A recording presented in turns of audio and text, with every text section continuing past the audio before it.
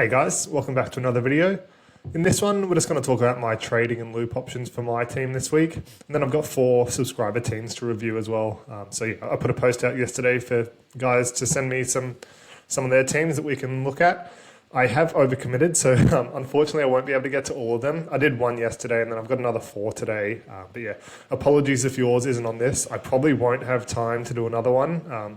I do want to get another video out later talking about like popular trade-ins, trade-out options and stuff, like the buy, hold, sell stuff. I don't think it's a super important video this week. Obviously, we all know who we're targeting, like round 12 playing guys. But yeah, I probably will get it out, probably like a 10-15 minute video just to cover some bases because I know people like them. But yeah, it's super team dependent this week. People like it, so I will do it. And yeah, that's about it. I'll start with my team. So I've got 14 players after making 1 trade this week. So Dylan Egan to Herbie. Pretty sold on that one. I do need a centre. I don't need one, but I want probably the best centre in the game. And it means I can loop Kartonga and Lucas, which is good. So yeah, I've got heaps of loop options. You can see I've got 6 playing guys on my bench. It just gives me so much flexibility this week. I've got 2 other trades that I'm thinking about midweek, but it's going to be dependent on the results of these guys here. So really happy that I don't have to lock in any of these guys' scores. Obviously, I'm locking in Aaron Clark no matter what. He's just on the bench in case Riley Smith somehow pulls out last minute, because if I have committed Clark to my mids, then I have I'd have to get in another hooker as well, which I don't love. So this just allows me, in the event that Riley Smith misses, I can move Aaron Clark up there and then trade him for a mid. So yeah, happy days there. That's all easy. That one will change depending on Smith's availability, but by all accounts he's playing. It's just a safety measure, so I don't have to trade another hooker if I need to, because there's not many on the board this week. So that's cleared up for mid. Then edge. So I've got Kartonga and Lucas on the bench. Kartonga plays before Lucas. They're also covering edge as well, since they're both dual, which really helps. So yeah, Kartonga scores well. Happy days. He'll just shift into one of those spots. And then if Lucas scores well as well, then he'll just go into the other one. So 1 at edge, 1 at center. So that's totally fine if they do score well. If Kartonga scores poorly, I will be trading in probably KPP ideally in edge, and then I'll get Lucas's score here. Or I could wait and get KL Iro as well. So in the event that I do have to trade in one of those guys, like a KPP or Iro, I would be trading out Haas, which I don't necessarily love, but I'm not totally against it. He's just the only way I can make the money work. I don't think he'll back up in round 13, or if he does, he'll play limited minutes, in my view. So yeah, I'm not opposed to playing him. I also have Horsburgh, Tarpanay, and Aaron Clark that I can play in my mid positions. It would mean I have to play Riley Smith in round 13, but it's either Riley Smith or Tallis Duncan. So I'm not actually losing a ton of points, even if I do trade out Haas. Not concerned with that one, but he would be on the chopping block if Kartonga or Dylan Lucas score poorly, which I'm totally fine with. I know that's the plan. But yeah, in an ideal world, they both score well, but I'm actually kind of rooting for one of them to score badly, as long as at least one of them scores well, because a lot of people are going to be stuck with them, and then I have the option to not be. So that works out well. So in winger fullback, I've got Iongi and Tamale that I can loop. So Iongi scores well, that's all good. He comes in for he'll just replace Drinkwater. I'll keep everything where it is. If he scores badly, I just replace Tamale with Drinkwater. So yeah, then I'm locked into Tamale's score, but that's totally fine. I could always trade in a Tedesco as well. I don't think that's necessary when I'm just banking on at least one of Iongi or Tamale to score well. So yeah, don't love bringing in Tedesco. Can do it if I want to, but yeah, I don't think there's a need, because if I do, I'd be stuck with Savala's score instead. So yeah, there's no real need to. If Savala scores badly, that's totally fine, because I just trade Munster straight to Fogarty, who plays in the last game. So yeah, not locked into any of them apart from Tamale if Iongi scores poorly. So yeah, really good options there. I should have a cracker week, hopefully, if all goes to plan. Obviously, I might have to use 3 trades to get there, but yeah, the guys I'm trading in are keepers anyway, so not concerned about that in the slightest. So yeah, really happy with that plan. I have 14 with only 1 trade, so I can get there without a trade as well, but I want to target this week as a big rank rising week, hopefully. So yeah, I've got a solid plan to get there. I could potentially have 16 players, depending on mid-round results. And yeah, I think I'm in for a strong week, which is good. I've talked about how important looping is this round if you can. And I managed to avoid a lot of the injury carnage last week, apart from like Dylan Egan, who everyone has, and Lucas, who's looks like he's all good to go now. So totally fine with that. And yeah, that's my team. We'll move on to the subscribers teams now. So we got 4 here, but like I mentioned, yeah, again, apologies if yours doesn't feature on this video. I will try and get one out, but I'm a bit pressed for time today. It's my day off work, but I do have volunteering, so I have to leave in about 3 hours. So this video might take half an hour, then I'm pumping out another one with the trade targets and stuff. So yeah, we'll see. Ideally I will, but probably not, unfortunately. Apologies for that. So yeah, we got Space Gorillas in our first team. She doesn't like the name, but I think it's cool. So yeah, keep it as is, I reckon. But yeah, if you want to change that, that's totally fine. Overall rank, so yeah, not too crash hot at 47,000th. 14 trades in the bank and 15k. That's okay. Like nothing too wrong with that. You probably got a few less trades than ideal. But yeah, your team is actually pretty solid for this week. You do have 13 players, but you have 3 halves. So Sandon Smith or Savala won't be playing.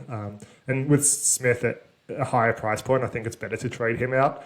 You just need one winger fullback as well. And you talked about getting in Garrick this week, which I think makes sense. And then for round 15, you're actually pretty set as well. From what I saw, you only need 1 mid in round 15. So yeah, you're actually in a good spot. I think you'll climb those ranks because a lot of people around those ranks aren't playing as seriously as you are. So yeah, they probably don't have as much buy planning as you. So I'd expect you to probably go down to 30,000th at least coming into round 15, which is good. So yeah, did I not talk about it? Oh yeah. So you've talked about getting Garrick in this week, which makes a lot of sense. That means you have 13 players. So I've just done your trade options for round 13 to round 15. So you got Sandon Smith, Nafahu White, Tamale, and Savala. Your best trade-in options are a basement price mid, like a Hopway or a Makatoa, just as an enabler so you can make some more moves. Kalongamatangi and Aitken, both playing around 15 and 18, both look a bit underpriced. And Tommy Turbo, I did talk about him in my subscriber video yesterday. I don't love him. He does have a 70 break even, obviously not getting him in this week. I just think, given your rank, it's probably a good time to take a high risk, high reward. You're not losing too much if he does poorly. You probably won't slip too many, but if he does well and turns into at least half of the Tommy we know, then yeah, you could rise in ranks heaps, and probably not too many around your rank would get him in as well. So yeah, really like him as an option in your specific team. You talked about getting Garrick for Egan. So yeah, I think that makes total sense. That leaves you with 1k in the bank. So lucky you can afford that, which is good. Then I do recommend trading Sandon to Hopway this week. You could do it a week after, but you're going to be very short with the trades I've recommended. And Hopway has like a 10 break even, and you're not playing one of Sandon Smith and Savala anyway, and you can't loop them since they are both in the same team. So I think Sandon Smith at his price point, I think he's the better trade out. He probably does have a tiny bit more money to make, but yeah, you shouldn't be too stressed about that. I think lock in Hopway at his price, which means that's your round 15 mid covered as well. So you've got 13 in round 15 now, so you're all set. That gets you to 14 players for round 12, but obviously, like I mentioned, you get 14 players for round 12 now with Hopway. Hopway is just an excess, so you've got 4 mids, but you can loop Hopway and Jazz Tavanga if you wanted to as well. I would, just because why not? But obviously Jazz is most likely to score better, but I think Hopway plays in the first game, so you can do that as well. Just put in like Nafahu White into your starting side and you're all good. You will have to play Savala instead of Sandon Smith, but that's fine, like we mentioned. Just lock in Hopway at his price. And then for round 13, I've recommended going Nafahu White to Kalongamatangi. It's about 85k there. Neither of them are playing, so that won't change at all. And then Tamale to Aitken. So I think Tamale has like a 40 break even or something, so you just need him to get like a 33 or higher pretty much. Yeah, 42 break even. So you need him to get a 35 or higher, and then you'll be able to afford these 2 trades if you get an Aitken as well. And then, yeah, you have excess for round 15, which is good. Gives you 2 extra players for round 15. Sandon was excess in the halves, like I mentioned, so otherwise you'd have an extra 3. And it gives you 2 long-term keepers. You do risk Koloamatangi playing Origin, but again, given your rank, it's good to take a flyer. So that's your team. Apologies if I've missed anything, but it looks good to me. I think, yeah, you're in a good position given your rank. The Kaya Army, so a little bit higher ranked at 20,000, 16 trades in the bank and 156k. So yeah, a few more moves you can make, having a bit more money. So for round 12, you have 11 starting players and 10 out. So that's a lot of outs. So you were struck with injuries a lot, so that's unfortunate. You do need 1 mid and 1 edge, from what I can see. So in future buy rounds in round 15, again, you need 1 edge or mid. So I think you had someone as dual. Was it Nafahu White? Yeah, Nafahu White, who can play mid or edge. So that's good as a dual. He should be back around 15 by all accounts. So yep, you just need 1 of them there, and you're going to be covering that in round 12 anyway. So you do have a lot of trade out options. Given you have 10 outs, it does make sense. So you've got Egan, Ponga, Hubner, Purdue, Tom Jenkins and Savala. So these 2 would be after this round since they're playing this round. Then they're giving you 4 trade-in options. So Hosking, Smithies, Aitken and Koloamatangi. Hosking and Smithies obviously help out in round 12 and 18. They don't play round 15. Then Aitken and Koloamatangi play round 15 and 18. So yeah, got good options there for round 18. You get your mid and your edge for round 12 to cover you. So in this round, I recommend you go Egan to Hosking and Ponga to Smithies. Yeah, Ponga hasn't been crash hot, obviously, and plays Origin. So I think given you have 10 outs, is a pretty easy trade out option. Yeah, that gives you the mid and the edge that you needed in this round. So you get 13. So yeah, you won't be able to loop or anything, just like Space Gorillas, but given how many outs you have, I think just getting to 13 is a strong position in this round. And yeah, it actually gives you more money to spend in future rounds as well. So you gain a few dollars there. And yeah, you can target round 15 after round 12, which is good.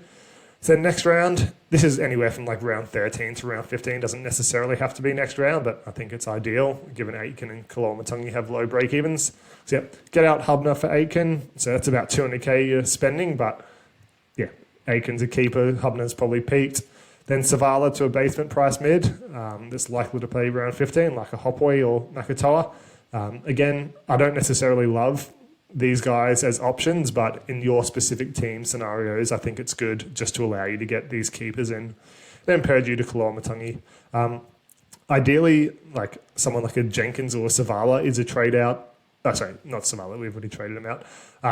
Yeah, like someone like a Jenkins is a better trade out option than Purdue, but just to make the money work, it does make more sense to do this. So yeah, it leaves you with 8k in the bank, so it's very...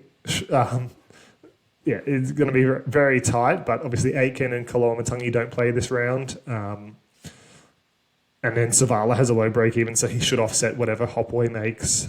So yeah, you should be able to afford it. Koloamatangi and Aitken won't move in price. Hubner and Purdue won't move in price. So yeah, it's really just relying on these ones. Savala to pretty much match Hopway his output this week because they have similar break evens. So that should happen. So yeah, you should be able to afford that.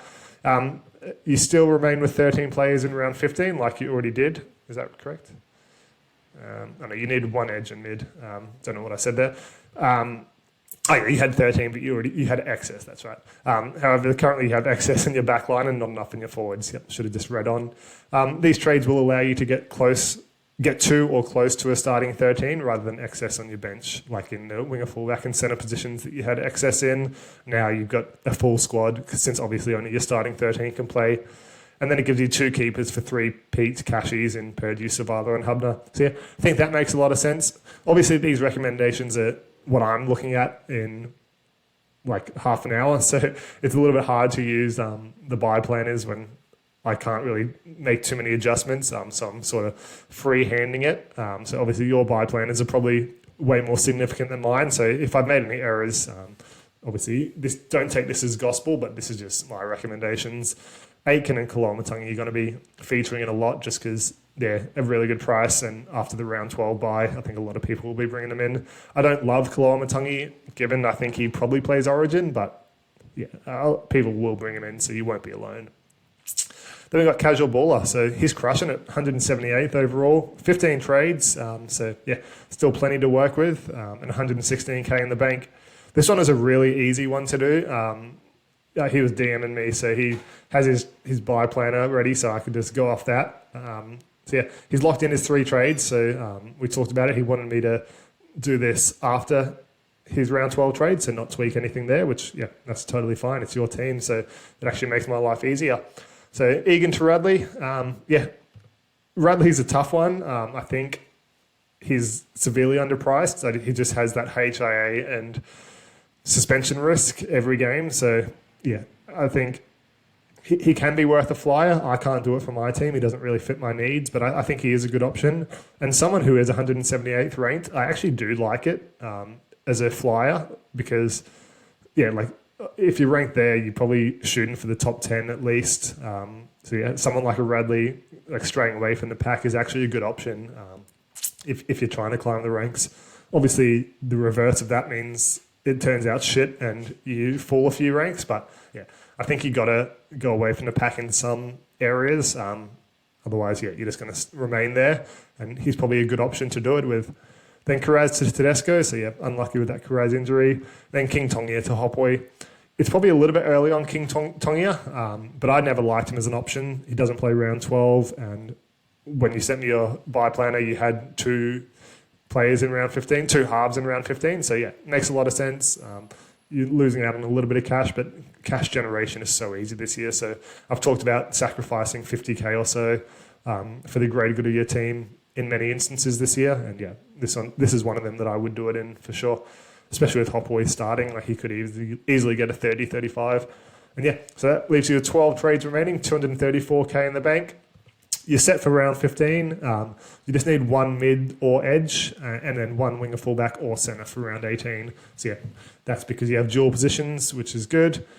The thing is, you don't have too many players that don't feature in your round 15 and 18 teams that are trade out candidates. You had like Cleary, Haas, and then Aaron Clark, who don't feature. They were the only 3, I think. But obviously they're keepers, so I try to avoid making any trades with them. So yeah, Smith and Tamale weren't in your teams. Tamale might have been in your round 18 team from memory, actually, but yeah, that's a long way away. I don't think he lasts until then. Just the way he scores, I think he could easily lose 100k from his peak price since then. So yeah, trade-in options: Aitken, Smithies, Drinkwater, and Turbo. Don't love Turbo, only for monetary reasons, like I said. Yeah, he's got a 70 break even, so he'll get even cheaper. But I haven't recommended you trade him in. It was just, if you do need to, for monetary reasons, he is a flyer. But since you get Radley in anyway, I think it's even worse of an option. Possible trade scenarios, so anywhere from around 13 to 15, whenever Smith and Tamale have peaked. You go Smith to Smithies. Obviously, he doesn't play round 15, but you're set in round 15, and Smith doesn't play either. So, yeah, I think that's good cash generation. Helps you round 18 team where you need a mid. So that's good. Then Tamale to Drinkwater. So Drinkwater plays round 15 and 18, which is good. And, yeah, I think he's got a 70-something break even as well, 72, so he'll lose a bit more money. So, yeah, you'll have 74k in the bank, so you're not concerned about that. And probably more whenever Drinkwater loses price. That gets you to 13 players in round 15 without sacrificing any of your round 12 team. That should be 18 and 15, I think. Yeah. So yeah, that's good. You're pretty much set for the bye rounds. You don't have many looping options, but yeah, again, that's all good. And like I mentioned, it is going to be a bit hard to navigate if you get any injuries. So Cleary, Clark, and Haas might be on the chopping block at some stage, but just wait for that to come. There's no point planning for injuries because you don't know who's going to get injured or anything, but just be mindful that you might have to trade out one of them if injuries do strike your team, because it's going to be a bit hard to get in other keepers buy round cover with only Tamale and Smith. So yeah, keep it in mind, but yeah, nothing you can do until the injuries strike. Then our last team, Hakuna Matata, love the team name. Overall rank 15,000th, 17 trades remaining, so that's the most we've had so far with 222k in the bank. So yeah, he's locked in 2 trades, Horsburgh to AFB and Egan to Isaiah Katoa. In a vacuum, I don't love Horsburgh to AFB this week. Obviously, Horsburgh's playing. AFB, even though he has a low break even, he is slightly overpriced or priced where he should be. He's priced at 53. So yeah, in a vacuum, I don't love it, but it does make sense with your buy schedule, with your team. Obviously, in round 15, you need a mid, edge, and 2 winger fullbacks. So yeah, Horsburgh doesn't play in round 15. AFB does, so that makes sense there. Not sure if I'd do it this week, but yeah, it's your team, and you probably have a buy planner, and that makes sense for you. So yeah, not going to argue with that. You sent me with those trades locked in, so I didn't tweak that at all. The good news is you have heaps of trade out options from round 13 to round 15. I did have a recommended trade of Saifidi to Smithies this week as a third option. It leaves you with like 6k in the bank from memory. But again, since you need 4 players for round 15, I didn't think it was worthwhile getting in Smithies. If he played round 15, absolutely. I think he's still a decent option since you have so many trade out options, but I'll leave that one in your hands. I think I leant towards not bringing him in from memory. So yeah, you got Halasima, Tamale, Iongi, Jenkins, Savala, and Saifidi, all who you can trade out from round 13 to 15. Only Savala plays in round 15. Saifidi, the Knights are playing, but he's out for 3 to 4 weeks, so he'll be touch and go. And I just don't think you want to keep someone like Saifidi for that long. He is awkwardly priced, priced highly enough where you can do a trade up or trade down from him. And yeah, he's not going to be too crash hot, doesn't play 18, so I think he's on the chopping block as well. Then for your trade-in options, you've got Drinkwater, Aitken, basement price mid, so Hop Oil Makatoa again, and then Turbo again, only for monetary reasons. And trust me, I do not like Turbo as an option. It's just we're so skint on winger fullbacks, and just for these guys' teams, he's the only one that makes sense. But yeah, I don't love it. I don't recommend bringing him in, even though he's featured on 4 out of my 5 subscriber teams. It's just for monetary reasons. But please don't think he's a great option, because he's not. So possible trade scenarios, anywhere from round 13 to round 15. Halasima to Aitken, Tamale to Turbo, Iongi to Drinkwater, and Saifida to Hopoi/Makatoa. So you actually are going to be 13k short of these 4 trades. I usually try and make the trades with a positive amount, obviously. But with Drinkwater having a 73 break even, Turbo 70, you should have... you should be able to make those trades work and generate the 13k somewhere as long as you time the trades well. Obviously, if Drinkwater comes out and scores like an 80 this week, it makes it a bit harder, but can't see that coming. Oh, sorry, in round 13, not 12, because he doesn't play. But yeah, you should be able to make it work. Halasima has like a 30 break even, so he should eclipse that. Iongi's is like 35, Tamale's 42, and yeah. You should be able to make it work. Savala and Jenkins can be cashed down for extra cash flow if cashies pop up as well. So that gives you 2 extra options if you somehow can't make that money work. And then it gets you to 13 players in round 15, which is really strong considering you came into this round needing 4 players. Yeah, these 4 guys all play round 15. So yeah, you're in a strong position there. I think, yeah. On paper, it doesn't look like you're too well prepared for bye rounds in round 15, just with all the injuries and stuff. Not that it's a lack of preparation, just last week was carnage. But yeah, I think it's really easy to navigate. You have so many of those mid-range options that a lot of us do have. And yeah, I think you're in a good position to climb the ranks as well. So that's just my recommendations. Obviously, I didn't go too in-depth as I would have liked. I did run out of time and probably overcommitted, but yeah, hopefully you guys enjoyed that. I'll probably get that segment out again next week. I'll prioritize the ones I missed this week. And yeah, look to get them for round 13 onwards, because I think it's still important. We're only coming into the first major buy round. Most people have pretty much a set plan anyway of what positions they need and what guys they're targeting. So yeah, my team, really happy with it. Won't talk too much about it anymore, just because it's going to be dependent on how the games go during the week. So yeah, I'll talk about that more in my recaps for each game. I think we have a game tomorrow night, so I'll get a video out after that, or Friday morning. Friday arvo probably after work, we'll see. But yeah, then I'll have some out on the weekend as well, and we'll talk about my team and stuff like that. We'll see how we went. But yeah, on to the next one, guys. I'll get a video out, hopefully with the trade targets, buy, hold, sell, stuff like that. It won't be a massive one again because it's not super important this week. But yeah, that's it from me. See ya.